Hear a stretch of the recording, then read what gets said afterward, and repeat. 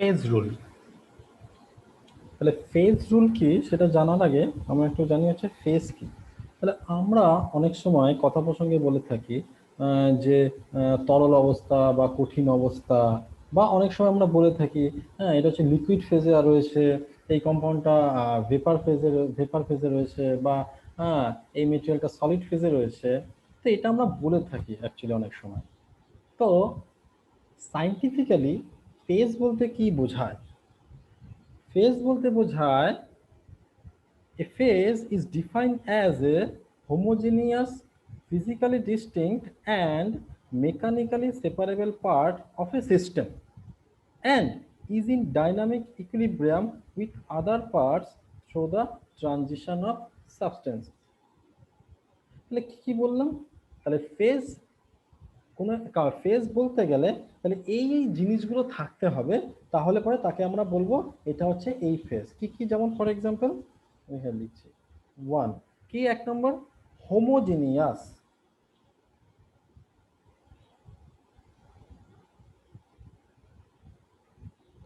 দু নম্বর physically distinct.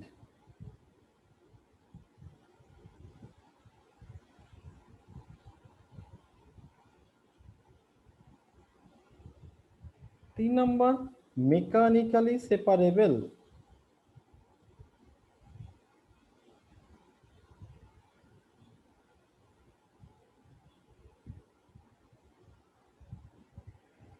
এবং অবশ্যই মেনটেন আর ডাইনামিক ইকুইলিব্রিয়াম।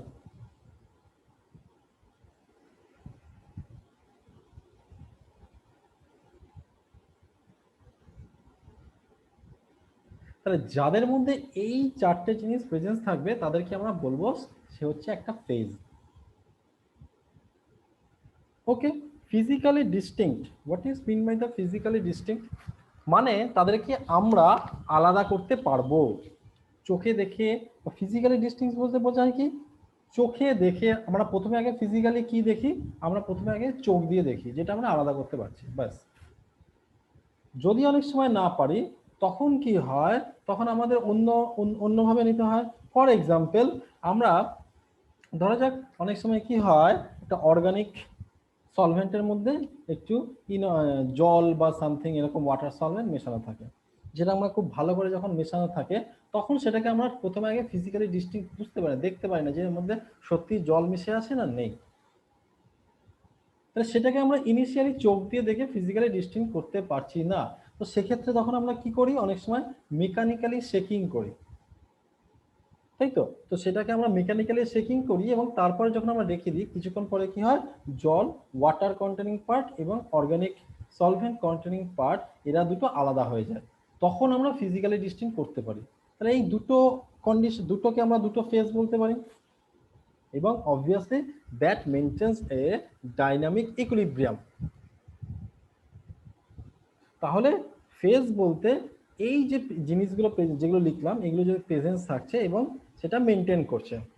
ওকে, এবারে দ্য সিস্টেম, সেই system containing one phase that is call the homogeneous system, and more than one phase that is call the heterogeneous system. Okay, তাহলে এবার কোন কোনগুলো কিরকম ফেজ দেখাবে তার কিছু কিছু এক্সাম্পল আমি নিচ্ছি। For example, all the gaseous and vapor are completely miscible and hence they represent by a single phase. For example, আমি একটা পাত্রের মধ্যে জল এবং মিথানল দুটো নিয়ে আমি বয়েল করতে শুরু করে দিলাম। তো যখনই যে পাত্রের মধ্যে জল আর মিথানলটা রয়েছে, ধরা যাক আমি একটা ক্লোজড কন্টেনার রয়েছে, তাহলে এখানে কিছু কি রয়েছে আমি নিলাম হচ্ছে ফর এক্সাম্পল মিথানল এবং ওয়াটার, ফর এক্সাম্পল।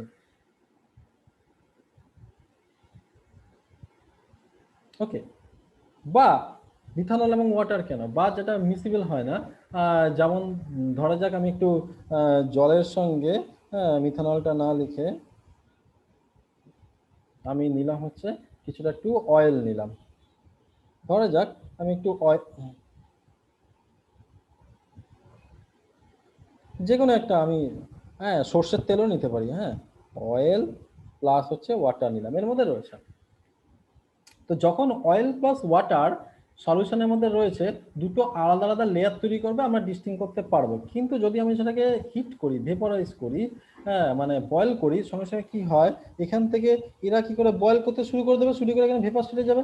এই ভেপার স্টেটে কে অয়েল রয়েছে কে ওয়াটার রয়েছে, you can not never distinct physically unless and until a chemical reactions, nor neither physically nor mechanically separable. So that is true for the all vapor or gaseous system. So therefore gaseous এবং vapor phase they represent a single phase.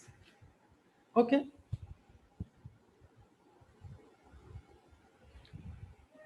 colloidal solutions তার মানে gaseous, এটা হচ্ছে কিন্তু single phase gaseous mixture, so the single phase. Colloidal solutions, so colloidal solution actually সলিউশনের মধ্যে কিভাবে থাকে, যে সলিউশনগুলো মানে একটা মানে ওটার নাম কি লিকুইড বা সলভেন্ট, তার মধ্যে কিছু সলিউট পার্টিকেল থাকে এবং তার সেই সলিউট পার্টিকেলের ডাইমেনশন 10⁻⁻8 ন্যানোমিটারের কাছাকাছি থাকে। তো এদেরকে না আমরা যখন তার মধ্যে থাকে আমরা দেখে মানে চোখে দেখেই অনেক সময় আমরা ডিস্টিং করতে পারি। কি হয়, যখনই আমরা অনেক সময় আমরা দেখেছি যে একটু কাদা জলের মধ্যে নিয়ে যদি আমরা ঝাঁকাই, তাহলে দেখবো কিছুক্ষণ পরে সেই কাদা জলের মধ্যে ঢেকেছে, কিছুক্ষণ পর দেখবো কাদাগুলো আস্তে আস্তে থিতিয়ে পড়ছে বা সেখানে ঘোরাঘুরি করছে, সেটা যখন আলো পড়ে তখন আমরা বুঝতে পারি। সো দিস, যেহেতু আমরা বুঝতে পারছি, সেজন্য colloidal solution it is it is মানে it is shows that the more than one phase, যে কটা কলোইডিয়াল পার্টিকেল থাকবে সেই কটা প্লাস যে সলভেন্টটা রয়েছে সলভেন্ট মিলে it is shows that the more than one phase. Similarly saturated solution, saturated solution বলতে আমরা কি বুঝি, স্যাচুরেটেড সলিউশন বলতে আমরা কি বুঝি, আমরা বুঝি যে ধরা যাক এই একটা সলভেন্ট রয়েছে, হ্যাঁ ধরা যাক আমি জল রয়েছে, তার মধ্যে কিছু পরিমাণে আমরা NaCl যোগ করলাম, লবণ যোগ করলাম, করতে করতে করতে করতে যে সময়টা কিছু পরিমাণ NaCl যে থিতিয়ে পড়ে যাচ্ছে নিচে, জল থেকে নিচে পড়ে যায়, তখন আমরা তাকে স্যাচুরেটেড সলিউশন বলি। তাহলে স্যাচুরেটেড সলিউশনে যখনই আমরা দেখছি, তার মধ্যে আমরা কিন্তু আলাদা করতে পারছি যে একটা লিকুইড ফেজ রয়েছে এবং একটা কিন্তু সলিড ফেজ রয়েছে। লিকুইডের মধ্যে যে যতটা পরিমাণ NaCl ডুবে মানে গুলে গেছে, সেটাকে আমরা আলাদা করতে পারছি না, কিন্তু যেটা আলাদা থিতিয়ে পড়ে রয়েছে সেটার সঙ্গে লিকুইডটাকে আমি আলাদা করতে পারছি।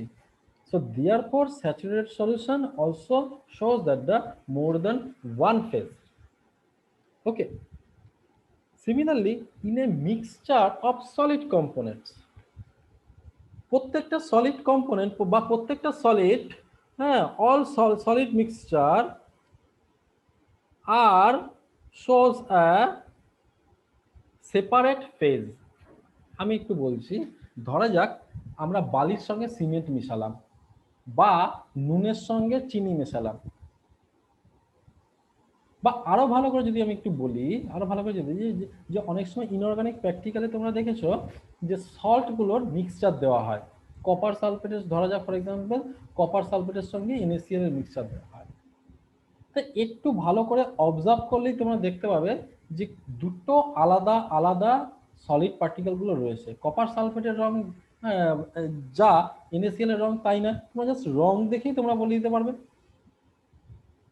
আবার অনেক সময় চিনির সঙ্গে, ধরো ফর এক্সাম্পল চিনির সঙ্গে নুন মেশানো রয়েছে, তা নুনের যা সাইজ চিনির সাইজ দুটোকে সুন্দরভাবে তুমি আলাদা করতে পারো। এইভাবে প্রত্যেকটা সলিড মিক্সচারকে একটু ভালো করে অবজার্ভ করলে প্রত্যেকটা সলিড মিক্সচারকে আমরা আলাদা করতে পারি ফিজিক্যালি অথবা mechanically. So therefore all solid mixture shows the different phase. বোঝা গেল? তাহলে ফেজ বলতে আমরা এটুকুকেই বুঝি এবং ইন জেনারেল ফেজকে আমরা পি দিয়ে ডিনোট করি। ইন জেনারেল ফেজকে আমরা পি দিয়ে ডিনোট করি। ওকে, তাহলে এবার আমরা আস্তে আস্তে তাহলে ফেজ সম্বন্ধে আমরা জানলাম। এবার আমরা আস্তে আস্তে আরেকটু ডিপে ঢুকবো যে একটা সিস্টেমকে আমরা কিভাবে ডিফাইন করব। শুধু তো মাত্র চোখে দেখে আলাদা করতে পারছি বলে তো তার সমস্ত প্রপার্টি আমরা জানতে পারবো না। তাদের বাকি যে প্রপার্টিগুলো জানতে গেলে আমাদের আরো কিছু কিছু টার্ম বা আরো কিছু কিছু জিনিস আমাদের জানতে হবে। ওকে, প্রথম হচ্ছে ফেজ রুলটা আমাদের দরকার হয়ে পড়ে কেন। ফেজটা অ্যাকচুয়ালি দরকার হয়ে পড়ে যে আমাদের ধরা যাক একটা নির্দিষ্ট টেম্পারেচারে বরফ রয়েছে, সে বরফ গলে জলেও যেতে পারে, আবার জল থেকে বরফ হয়ে আসতে পারে একটা নির্দিষ্ট টেম্পারেচার। তো শুধুমাত্র একটা নির্দিষ্ট টেম্পারেচারে সেটা হয় না। 0°C জেনারেলি জল থেকে বরফ তৈরি হয়। তো শুধুমাত্র সেই টেম্পারেচারটা ডিফাইন করলেই আমরা বরফ মানে বরফে হয়ে যায় সেটা বলতে পারবো না। তার সঙ্গে অনেক কিছুকে আমাদেরকে বলতে হয়। ফর এক্সাম্পল প্রেশারটাও কিন্তু একটা ভেরি ইম্পর্টেন্ট ফ্যাক্টর। তো এরকম যে সমস্ত ফ্যাক্টরগুলো রয়েছে সেগুলো আমরা দেখব যে কিসের উপরে তাদের এই কন্ডিশন বা এই অবস্থাগুলো ডিপেন্ড করে। সিমিলারলি ভাবে মানে যদি আমি বলি যে বরফ অবস্থায় রয়েছে বা মানে জলটা সলিড ফেজে রয়েছে, মানে বরফ অবস্থায় রয়েছে, তাহলে বরফের যা প্রপার্টি দেখাবে সেটা যখন ভেপার স্টেটে যায় প্রপার্টিটা সেম দেখাবে না। তাহলে সেটা যদি তাহলে আমাদের স্যার প্রথমে আগে জানতে হবে সেটা কোন স্টেটে রয়েছে, ভেপার না ওয়াটার। যদিও আমরা ফিজিক্যালি ডিস্টিংক্ট করতে পারি, কিন্তু তবুও একটা নির্দিষ্ট টেম্পারেচার আমরা সিস্টেমের মধ্যে রান করাচ্ছি। যদি আমরা জানি যে এই টেম্পারেচারের ওপরে নিয়ে যাওয়া যাবে না, তাহলে সঙ্গে সঙ্গে সেই জলটা বা সেই লিকুইডটা ভেপার স্টেটে চলে যাবে, আর ভেপার স্টেটে চলে গেলে আমি কাজ করতে পারবো না সেটা নিয়ে। সেই আইডিয়াটা যদি আমাদের থাকে তখন আমরা সেই ডেটা দেখে আমরা ইজিলি তার উপর আমরা রিচ করবো না। Okay, so similarly, there are so many properties which is related to the phase of the systems. That is why it is very much important to know the clear idea about the phase of the systems. Okay, now এই শুধুমাত্র এই phase ছাড়াও আরো বেশ কিছু জিনিস রয়েছে যেগুলো আমাদেরকে জানতে হবে। ফর এক্সাম্পল যেমন হচ্ছে component.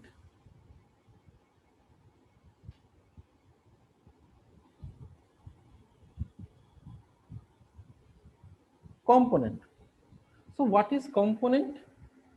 Component, the number of component of a system is defined as the minimum number of constituents sufficient for determining the composition of all the phases of the system. বুঝা গেল? তাহলে বলছি আমি, ধরা যাক দুটো ফেজ তৈরি হয়েছে, তাহলে এই একটা ফেজ, ফেজ 1, এই একটা ফেজ, ফেজ 2। এই প্রত্যেকটা ফেজের যে কম্পোজিশন জানতে গেলে তার কম্পোনেন্টকে জানা আমার জরুরি। ওকে, তাহলে কম্পোনেন্টকে জেনারেলি ডিনোট করা হয় সি দিয়ে, এবং component is equal two number of constituent minus number of restriction বা boundary put. So what kind of restrictions? Which is relating the concentration of the constituent. Okay, তাহলে S C is denote to the component, S is equal to constituent, এবং R is equal to restriction or limitations which is related to the concentrations of this constituent. আমি example নিয়ে বোঝাচ্ছি। হ্যাঁ, এই জায়গাটা আমি একটু এক্সাম্পল নিয়ে একটু বোঝাচ্ছি। ওকে, ধরা যাক আমি কি করলাম, NH4Cl রয়েছে, হ্যাঁ একটা সলিড NH4Cl রয়েছে, তাকে আমরা একটা ক্লোজড ভেসেলের মধ্যে আমরা দিয়ে হিট করছি। খুব ভালো কথা, তাকে আমরা এটা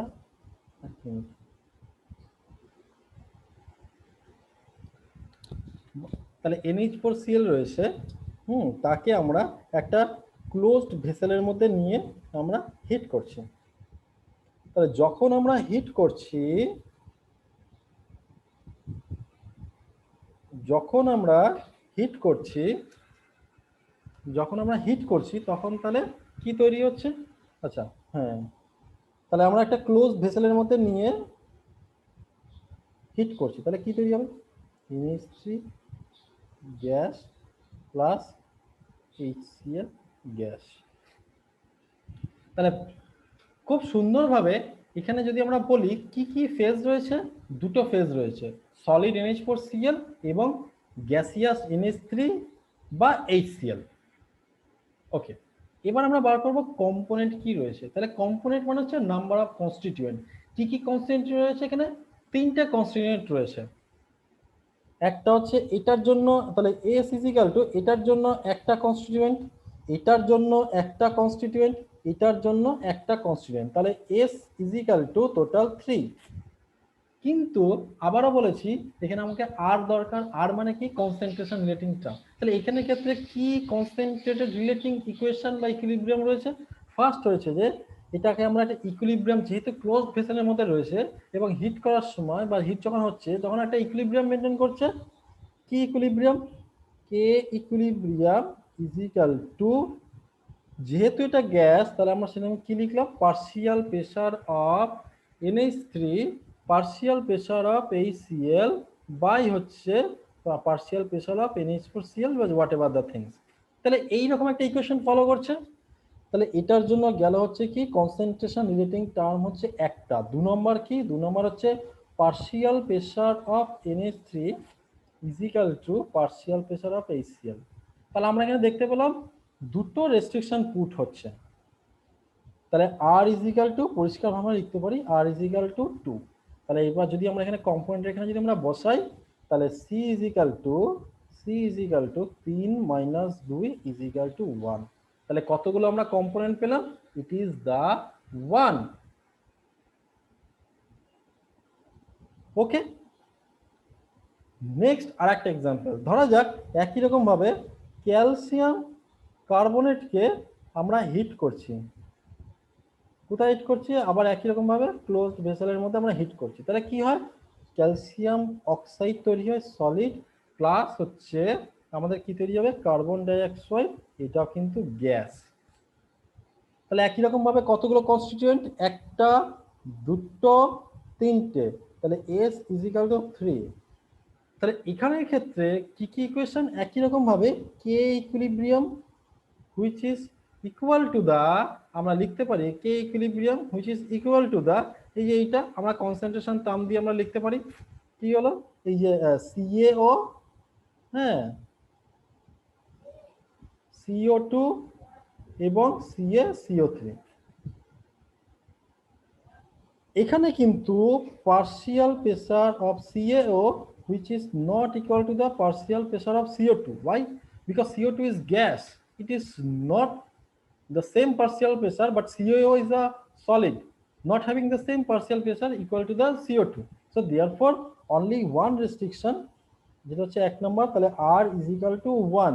So therefore total component is equal to 3 minus 1 is equal to 2. বুঝা গেল?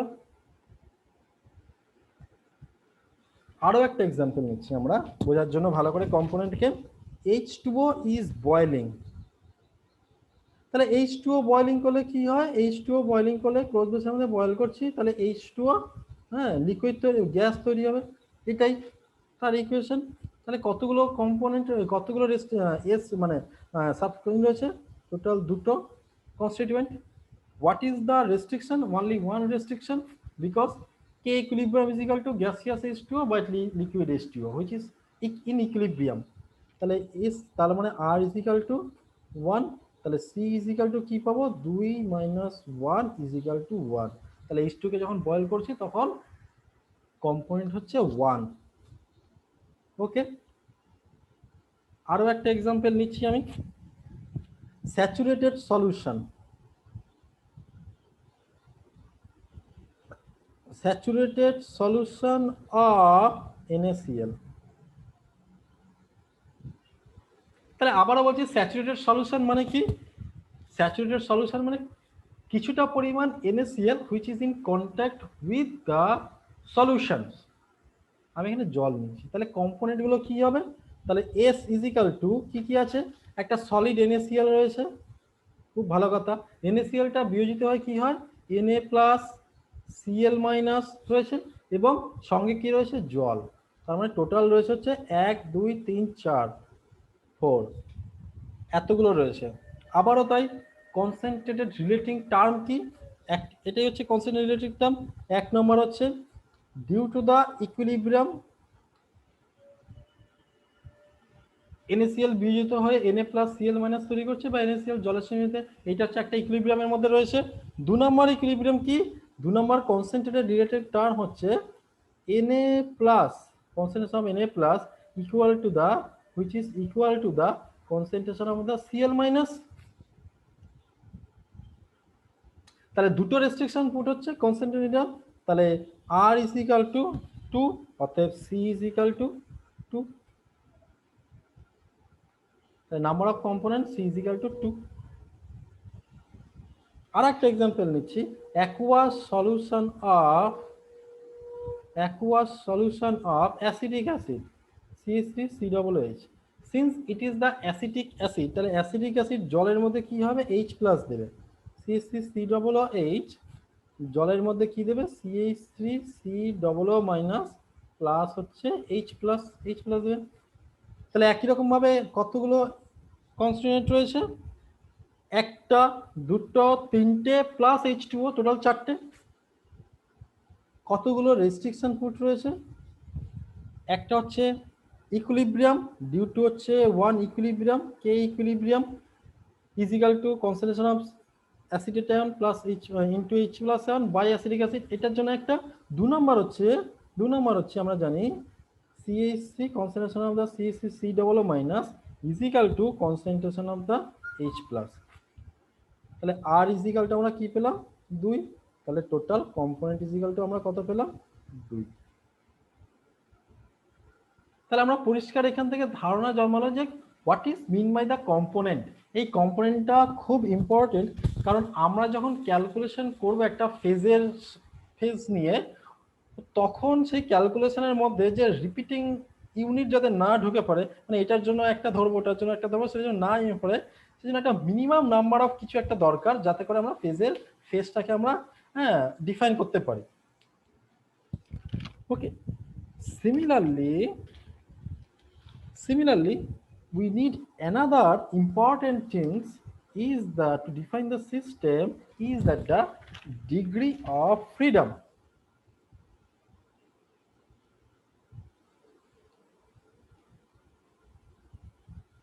Degree of freedom. So degree of freedom, which is generally denoted by the F. So what is meant by the degree of freedom? Degree of freedom of a system is defined as the minimum number of independent variables such as temperature, pressure, concentrations, which must be specified in order to define the system completely.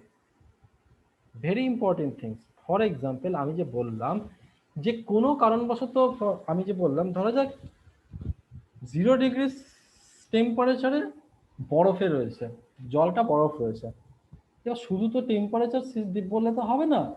এবার এটাই যদি আমি এখন মানে হিমালয় নিয়ে গিয়ে আমি বরফে তৈরি করি, তার তো প্রেশার তো অনেক কম, সেখানে দেখবে 0 ডিগ্রি টেম্পারেচারে বরফ জমছে না। ওকে, this is very much important to define the system completely. তাহলে কি কি টার্মগুলো আমাদের দরকার এখানে ডিগ্রিস অফ ফ্রিডম বলতে গেলে, একটা হচ্ছে এই টার্মগুলো দরকার, টেম্পারেচার, প্রেসার এবং কনসেন্ট্রেশন তাহলে this are the independent variable, means এর উপরও ডিপেন্ড করছে দ্য সিস্টেমের কোন ফেজে থাকবে না তার উপরও ডিপেন্ড করছে। So therefore we need to know the clear idea or need to define the temperature, pressure or concentrations completely to define the system completely. Okay, if the degrees of freedom is F is equal to 1, then it is called the univariant.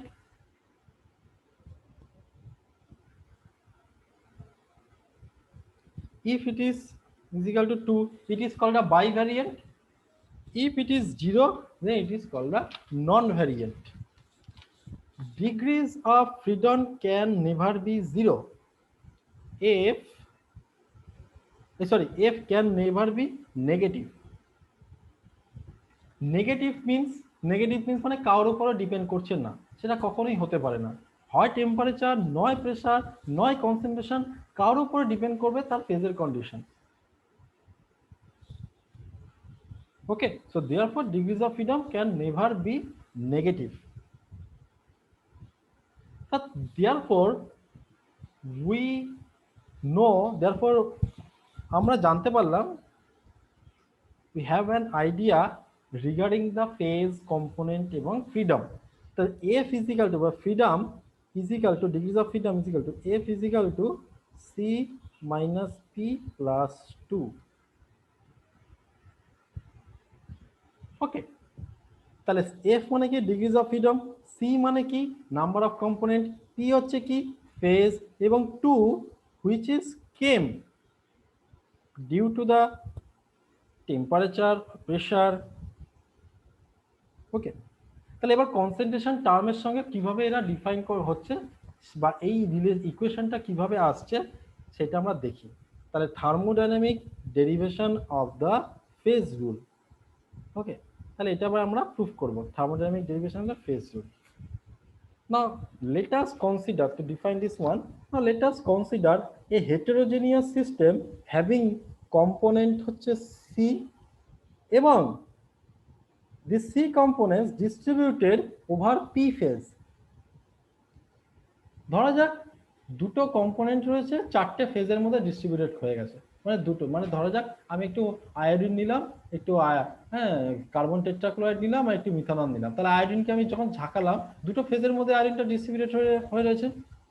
তাহলে সেরকম ভাবে ধরলাম সেই C component P ফেজের মধ্যে distributed হয়ে গেছে এবং the system is in equilibrium. So the system can be completely defined by specifying the following variables. কি variable?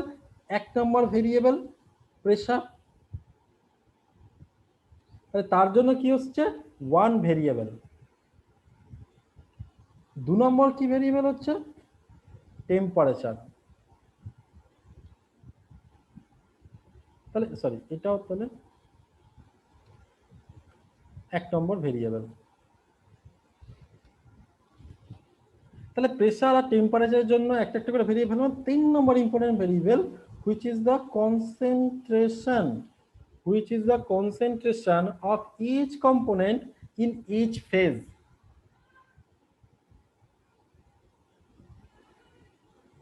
Okay, since each phase contains C components, therefore concentration variable for one phase will be C.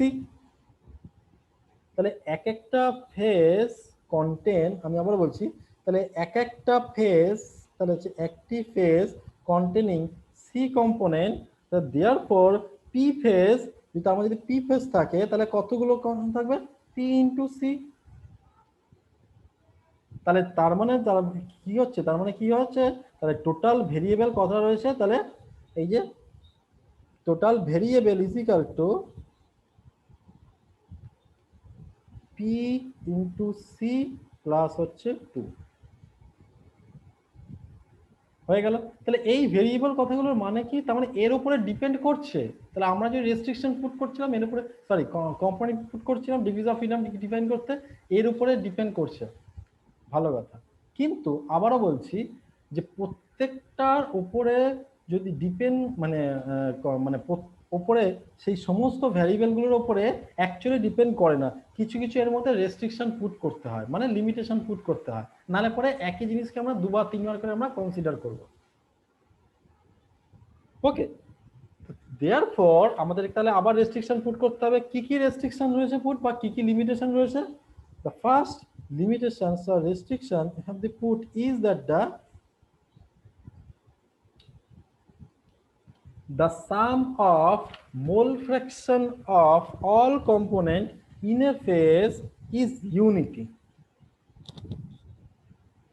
বোঝাচ্ছি ভালো করে, তার মানে কি আমি কম্পোনেন্টগুলোকে প্রত্যেকটা কম্পোনেন্টগুলোকে আমি 1 2 3 ডট ডট ডট ডট এইভাবে আমি যদি ডিফাইন করছি dot dot dot C component, এবং প্রত্যেকটা ফেজগুলোকে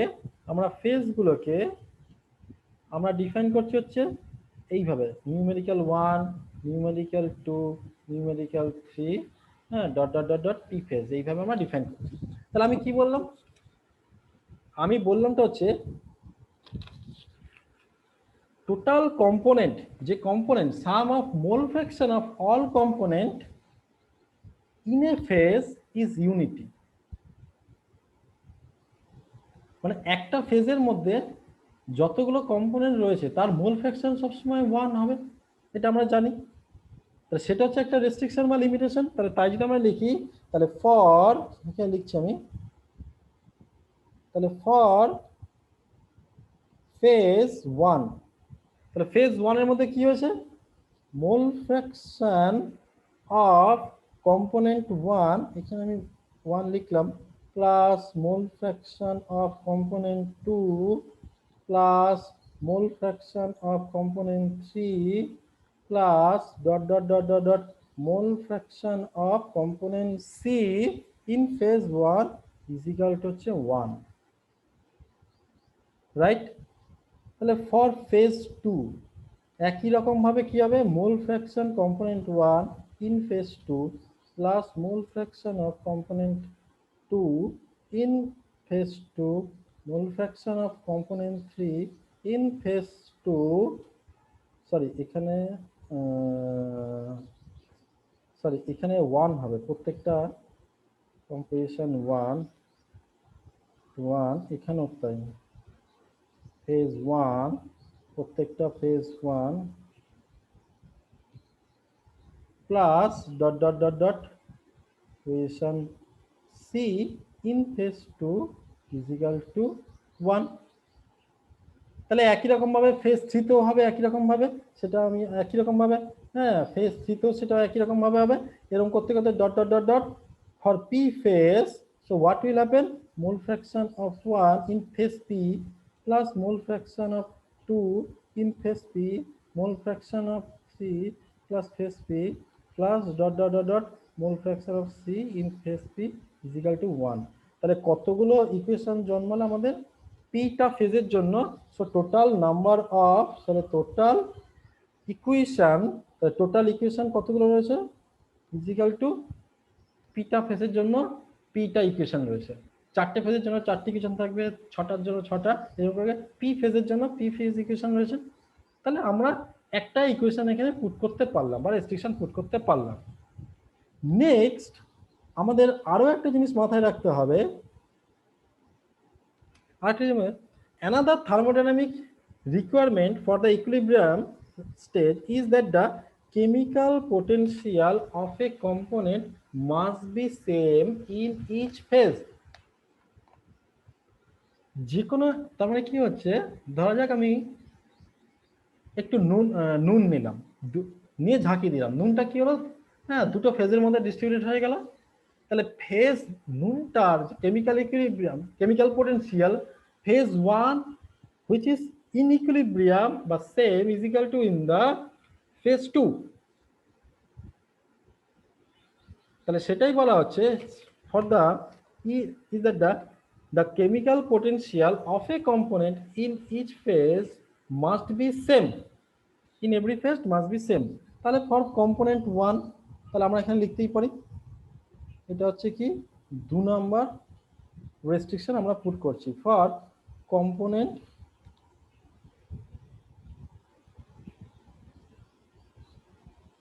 1। কি হলো? কম্পোনেন্ট 1 এর ক্ষেত্রে আমরা কি করছি? Chemical potential of V1 in phase 1 which is equal to the in phase 2 which is equal to the in phase 3 which is equal to the dot dot dot dot কত নাম্বার রয়েছে? mu1 in p phase। তাহলে এরকম করতে করতে করতে করতে কত কটা ইজিতে পেলাম? p minus 1। তাহলে p minus 1 এর ক্ষেত্রে mu1। সিমিলারলি কেমিক্যাল কম্পোনেন্ট 2, তার ক্ষেত্রে আমরা কি পাবো? mu2 in phase 1 is equal to mu2 in phase 2, sorry, হ্যাঁ, is equal to mu2 in phase 3, এরকম করতে করতে is equal to হচ্ছে p minus 1 তম ফেজের জন্য আমরা কি পাবো, which is p, একটা তো আমরা ফেজ ধরেই নিচ্ছি, সেই জন্য p minus 1 ফেজ করে দিলাম। ওকে, তাহলে এইভাবে কম্পোনেন্ট 3 এর জন্য আমরা একইভাবে একই ইকুয়েশন পাবো। এরকম করতে করতে কতগুলো কম্পোনেন্ট রয়েছে, ফর দ্য সি কম্পোনেন্ট জন্য we will get that the mu c1 is equal to mu of c2 is equal to mu c3 is equal to dot dot dot p minus 1 তম ফেজের জন্য আমরা পাবো mu c p minus 1।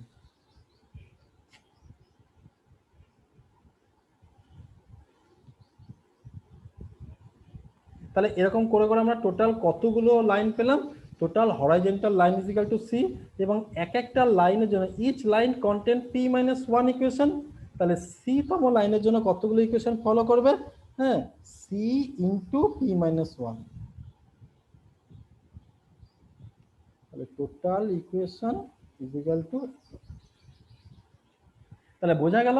তাহলে প্রত্যেকটা লাইনের জন্য মানে প্রত্যেকটা কম্পোনেন্টের জন্য পি মাইনাস 1 ইকুয়েশন, তাহলে এইভাবে সি কম্পোনেন্টের জন্য C into P minus 1 equation. তাহলে আমরা টোটাল তাহলে কতগুলো লিমিটেশন তার উপরে পুট করলাম, দুটো, একটা হচ্ছে ইকুয়েশন একটা পেলাম বি, আর একটা হলাম সি ইন্টু পি মাইনাস 1।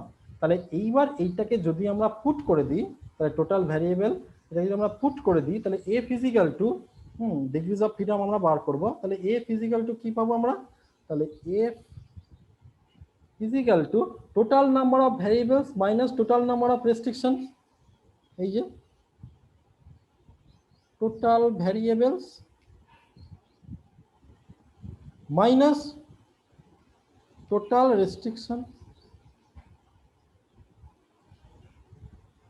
তাহলে ভ্যারিয়েবলস কি ছিল আমি বলেছিলাম, equal to P into C plus 2, restriction আমরা কি পেলাম, দুটো পেলাম, পি প্লাস হচ্ছে এই যে সি ইন্টু পি মাইনাস 1।